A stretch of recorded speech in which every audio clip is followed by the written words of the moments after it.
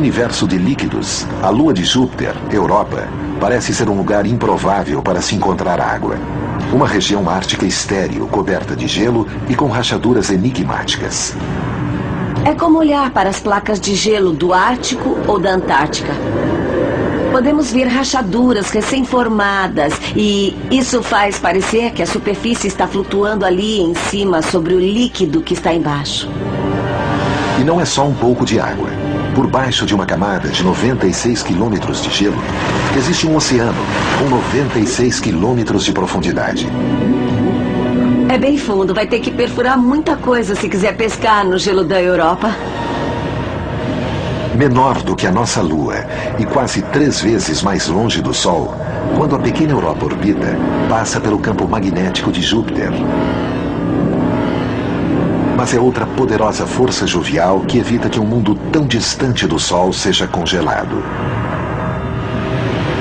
Ela pega energia da força gravitacional de Júpiter. Júpiter é muito maciço e altera as marés na Europa, assim como a Lua altera as marés na Terra.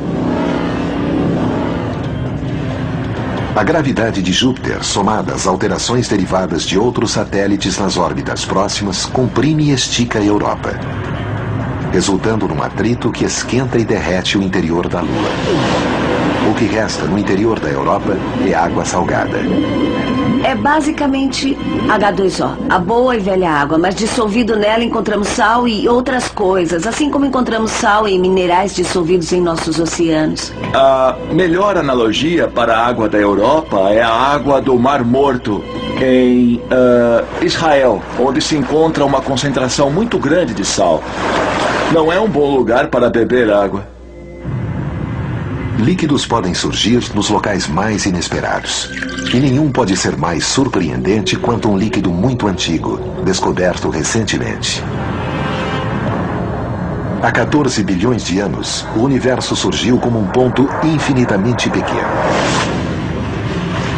Depois, sofreu uma explosão cósmica, conhecida como Big Bang. Ele dilatou-se, expandindo-se cada vez mais. Partículas exóticas e gases resfriando-se e unindo-se às estrelas, e depois a sistemas solares e galáxias.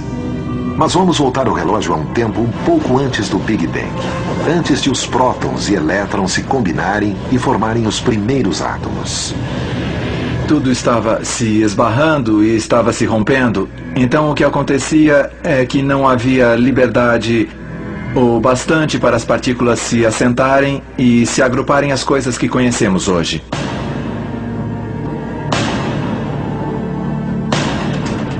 O universo inicial era como um deserto sem nada, queimando a uma temperatura de milhões de bilhões de graus.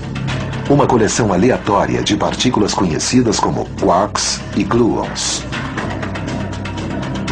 Os quarks e os gluons são os componentes fundamentais do nosso núcleo atômico. Na verdade, nos 10 primeiros milionésimos de segundo da vida no universo, houve um estágio onde só existiam quarks e gluons. Novas simulações das condições do universo inicial revelaram que quarks e gluons individuais não voavam aleatoriamente como um gás, como seria de se esperar nessas condições. Em vez disso, elas estavam conectadas e fluindo como um líquido. Um ótimo exemplo para isso é a areia. Aqui eu tenho um punhado de areia que é composta por um monte de pequenas partículas que são essencialmente pedras minúsculas. Mas como elas interagem umas com as outras, é o que determina quantas delas movem-se juntas para formar algo muito mais parecido com o fluxo de um líquido do que com o comportamento de um sólido. É semelhante ao que acontece com os quarks e gluons nessa situação, onde estão colidindo. E é provável que tenha sido o mesmo tipo de comportamento que havia no universo inicial. Podemos ver padrões na areia que parecem ondulações na superfície de um oceano, reagindo, por exemplo, ao vento, respondendo de uma forma que é muito mais parecida com a de um fluido ou de um líquido do que de um sólido. Ondulações são traços deixados para trás por algum tipo de perturbação. Em uma matéria no estado líquido, as ondulações propagam-se facilmente por toda parte.